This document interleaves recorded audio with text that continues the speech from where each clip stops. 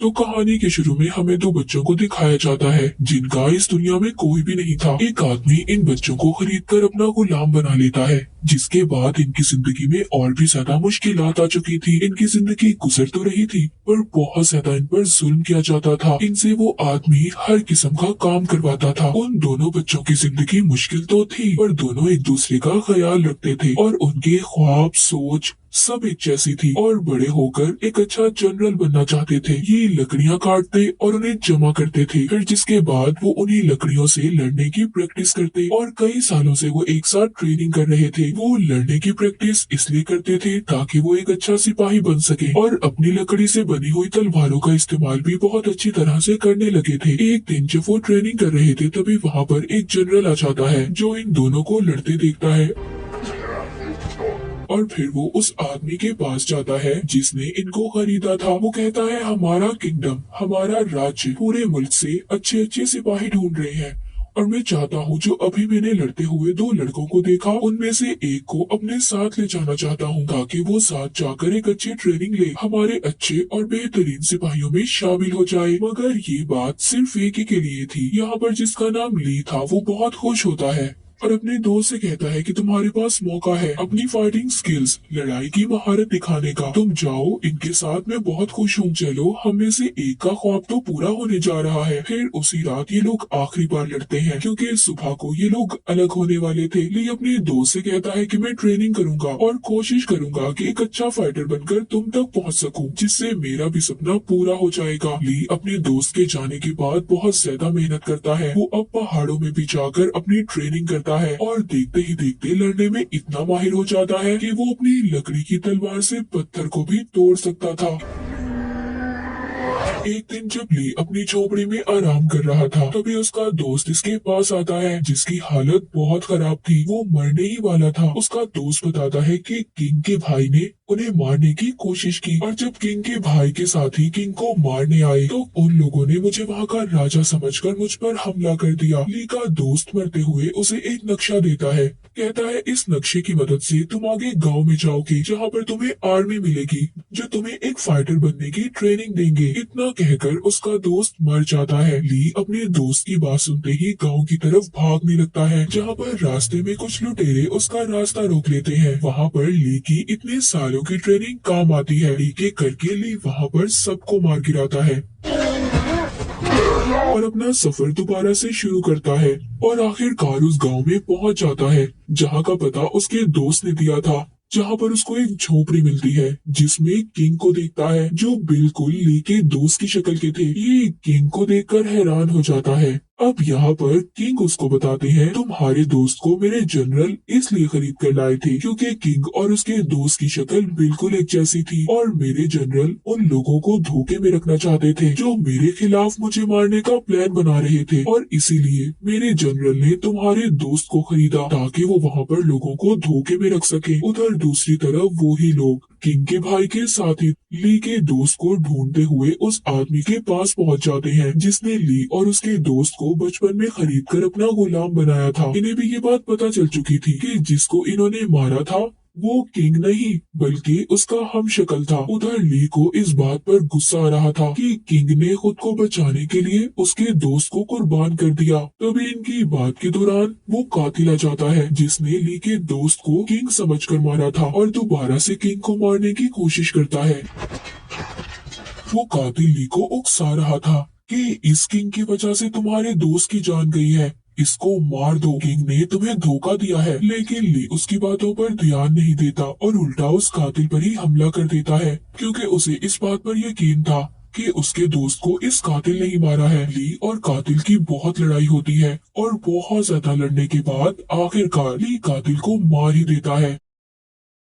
फिर किंग के पास जाता है मगर ली को अभी भी उस पर भी गुस्सा था क्योंकि वो ये समझता था कि उसके दोस्त की असल वजह ये किंग ही है। इसी किंग की वजह से उसके दोस्त की जान गई। पर किंग उसको कहते हैं तुम्हारे दोस्त ने जो खुद की कुर्बानी दी वो पूरे किंगडम, पूरे राज्य के लिए था। किंग बताते हैं कि मेरा जिंदा रहना जरूरी था क्योंकि मैं चाहता था कि मेरे किंगडम, मेरे राज्य की ताकत मेरे पास ही रहे, मेरे भाई के पास न जाए जो बहुत बुरा और जालिम इंसान है। और अगर ऐसा होता तो पूरा किंगडम तबाह हो जाता। किंग ली से कहते हैं कि एक अच्छी आर्मी को बनाने में क्या तुम मेरी मदद करोगे ताकि मैं अपने भाई को मार सकूं और तुम्हारे दोस्त की मौत का बदला भी ले सकूं। दूसरी तरफ हमें किंग के भाई को दिखाया जाता है जिसको बहुत गुस्सा आ रहा था और इसी वजह से वो बहुत ज्यादा परेशान था। वो अपने लोगों को ये हुक्म देता है कि किंग यानी कि उसके भाई को मारने के लिए और ज्यादा आर्मी को भेजे। उधर किंग जब ली के साथ जंगल में थे तभी उन पर एक आदमी जहरीली सुइयों से हमला कर देता है, मगर ली भी उस आदमी पर हमला करता है, उससे बहुत लड़ता है और उस आदमी को मार देता है और उसे मारने के बाद जमीन पर ही गिर जाता है। ली बेहोश हो गया था क्योंकि एक जहरीली सुई उसे भी लग गई थी, पर उसकी खुशकिस्मती ये थी कि किंग उसको बचा लेते हैं और उसकी उस वक्त तक देखभाल करते हैं जब तक वो ठीक नहीं हो जाता। एक दिन बहुत सारी आर्मी इनके पास आती है जिन्हें दोनों देखकर डर जाते हैं, पर बाद में इन्हें पता चलता है कि ये तो उसी जनरल के सिपाही थे जिसने ली के दोस्त को खरीदा था। वो किंग का खास आदमी था और अपनी वफादारी की अभी भी कसम खाता है कि उसने किंग से कोई गद्दारी नहीं की। और फिर वो किंग से ये वादा करता है कि वो उन्हें उनका रॉयल थ्रोन, उनका कीमती पत्थर उन्हें वापस दिलवाने में उनकी मदद करेगा। उधर किंग का भाई जो अभी तक किंग को मारने में कामयाब तो नहीं हो सका था, पर फिर भी वो अपनी सारी आर्मी के सामने ये ऐलान कर देता है कि वो अब पूरे किंगडम का राजा है, इसीलिए वो किंग को भी मारना चाहता था। दूसरी तरफ किंग बहुत दुखी थे क्योंकि उनकी आर्मी उनके भाई की आर्मी से बहुत कम थी, इसी तरह वो उनका मुकाबला नहीं कर पाते। अब किंग का जनरल उनको पहाड़ी कबीले का बताता है जिनके पास बहुत सारी आर्मी है। कहते हैं कि हम उनसे मदद ले सकते हैं। किंग भी जनरल की बात को मान लेते हैं और राजी हो जाते हैं। ये सब खतरनाक रास्ते से होते हुए उस पहाड़ी कबीले तक पहुंच जाते हैं जहां पर उनका इस्तकबाल वैसा तो नहीं होता जैसा उन्होंने सोचा था। उनको पहाड़ी कबीले की आर्मी पकड़ लेती है और अपने लीडर के पास ले जाते हैं। किंग जब उनके लीडर के पास जाते हैं तो उन्हें सब बताते हैं कि कैसे उनके भाई ने उन्हें मारने की कोशिश की और किंगडम को भी धोखे से हासिल करना चाहा, पर लीडर किंग की मदद करने से मना कर देता है क्योंकि माजी में पहाड़ी कबीले पर किंग की आर्मी ने बहुत जुल्म किया था, मगर किंग यहाँ पर अपने पिछले गुनाहों की माफी मांगते हैं। ये सब देखकर लीडर मदद करने के लिए मान जाता है। जब वो अपना मास्क हटाकर देखता है तो हम देखते हैं ये लीडर एक लड़की थी और वो किंग से वादा करती है कि वो उनकी मदद करेगी, जिसके बाद ये प्लान करते हैं कि ली को किंग बनाकर भेजा जाएगा और किंग खुद पहाड़ी कबीले की आर्मी में मास्क पहनकर शामिल हो जाते हैं। फिर जब वो किंग के भाई के महल में पहुंचते हैं वहां पर पहाड़ी कबीले की लीडर उसके कमांडर से कहती है कि वो और उसकी आर्मी यहाँ पर उनकी रॉयल आर्मी में शामिल होना चाहते हैं जो किंग के भाई की आर्मी थी। किंग के भाई का कमांडर बहुत खुश होता है और फिर सबको अपने किंगडम में आने की इजाजत दे देता है, जिससे अब सब किंग के भाई के महल में आ जाते हैं। जिसके बाद वो अचानक से वहाँ की आर्मी पर हमला कर देते हैं। उधर किंग ली और जनरल को खुफिया रास्ते से जाने का कहते हैं और खुद रॉयल आर्मी पर हमला कर देते हैं। यहाँ पर किंग के भाई की आर्मी और पहाड़ी कबीले की आर्मी की जबरदस्त लड़ाई होती है, पर पहाड़ी कबीले की आर्मी तादाद में बहुत ज्यादा थी और लड़ाई में भी अच्छी। इस वजह से किंग वहाँ पर बहुत से सिपाहियों को मारने में कामयाब हो जाते हैं।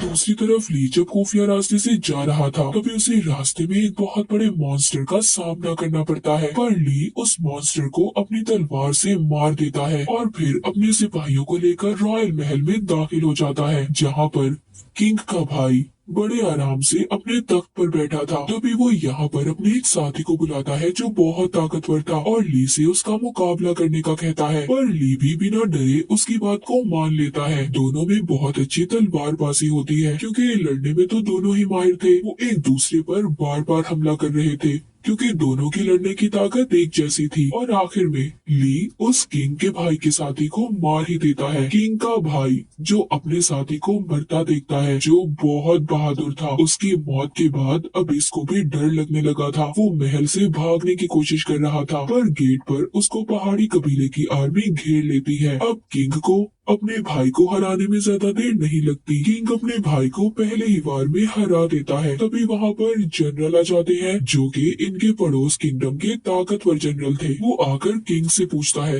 कि आखिर इस जंग की वजह क्या थी। किंग कहते हैं कि मैं अपना तख्त अपने भाई से वापस लेना चाहता था ताकि इसका गलत इस्तेमाल गद्दार ना कर सके। किंग उस जनरल को सारे जापान के किंगडम्स को इकट्ठा करने का कहते हैं ताकि सबको इंसाफ मिल सके। ये बातें सुनकर जनरल किंग का साथ देने के लिए तैयार थी। सब वहाँ पर आर्मी को मारने के बाद अपनी जीत का जश्न मनाते हैं। पहाड़ी कबीले की आर्मी भी हमेशा के लिए किंग का साथ देने के लिए तैयार हो जाते हैं। मूवी के आखिर में पहाड़ी कबीले की लीडर ली को अपनी तलवार देती है। ली की बहादुरी और तलवार के साथ ली अपने जनरल बनने के सफर पर चल पड़ता है जिसके ये बहुत करीब था। और इसी के साथ ही मूवी यहीं पर खत्म हो जाती है।